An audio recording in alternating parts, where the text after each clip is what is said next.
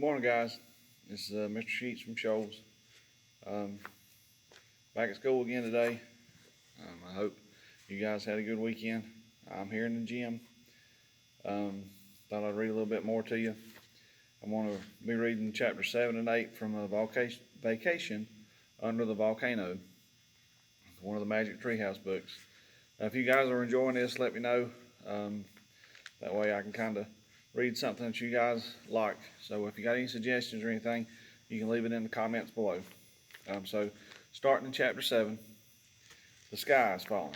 The next thing Jack knew, he was lying on the stone patio. The patio stones were trembling. A rumbling sound came from the ground. Jack raised his head. Annie was on the ground too. "You okay?" said Annie. Jack nodded. Everything was shaking and crashing down around them. Pots, plants,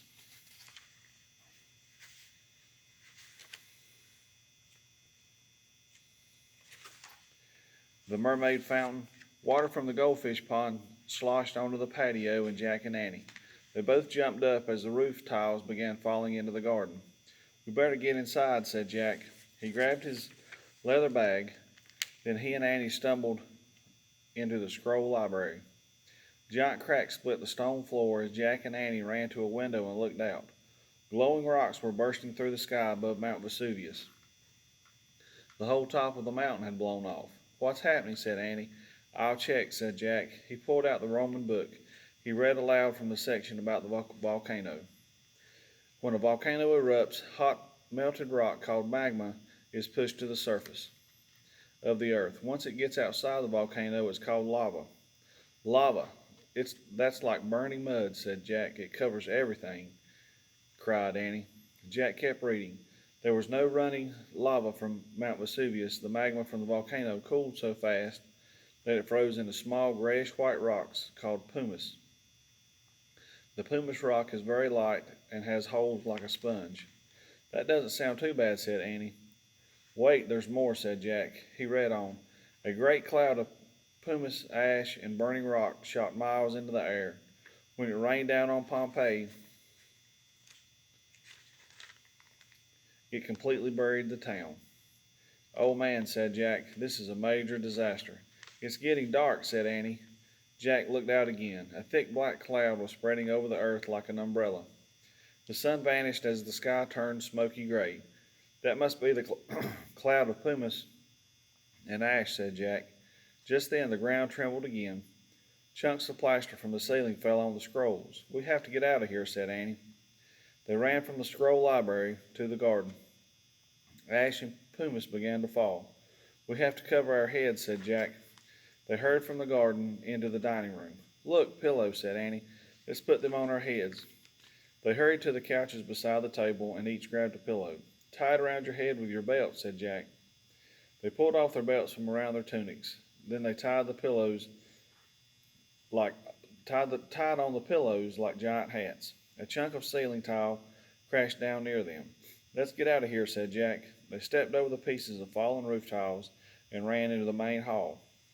They pushed open the front door. A blast of heat and dust nearly knocked them over, and when they stepped outside, pumice rained down on their pillow hats. "Run!" cried Annie.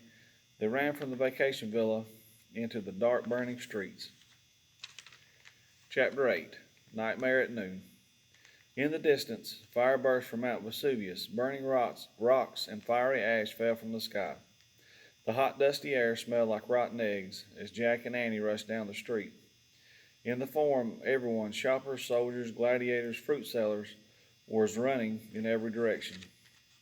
Stalls had collapsed. Carts were sliding. Jack froze. He didn't know where to go. "That way," shouted Annie.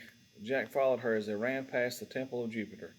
Its mighty columns had fallen and its walls were crumbling. They ran past the public baths just as the roof caved in. "Which way now?" shouted Annie. "The tree house is in the olive grove," Jack said as they kept running. "The olive grove and the bridge are near the street with all the open shops," said Annie. "Remember the bridge?" Jack looked up at the erupting mountain.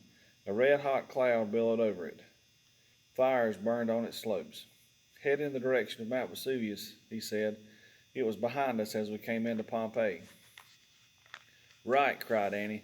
So while the others ran away from Mount Vesuvius, Jack and Annie ran toward it. On the street with the open shops, baskets and broken jars rolled over the cracked stones. Jack and Annie ran past the bakery and the shoe shop. They ran past the butcher shop and barber shop. All the shops were empty.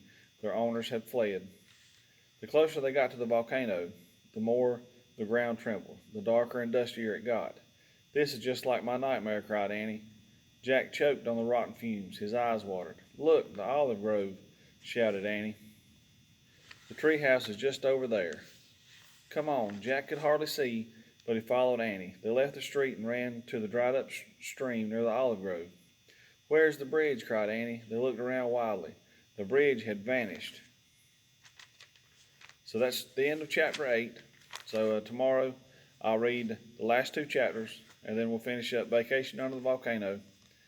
Hope you guys have a good day, and I'll talk to you guys tomorrow. Miss you guys.